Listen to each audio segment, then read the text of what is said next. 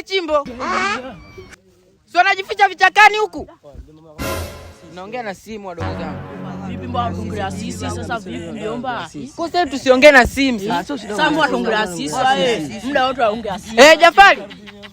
Alafu anajifanya na asili tu kwa sema kidogo lazima wakufuate. Sio wavagi proper uniform. Oya mnanipigia makelele naongea na simu. Ndio nini? Hapo mbona basi wa mwalimu hapo. Mwangu ya sisi. Hawavagi mabegi. Mabegi sio wameficha vichakani ili saa 10 tu muda kuruhusiwa ikifika wanayapitia. Wanaenda nyumbani wanaonekana kama wametoka shule.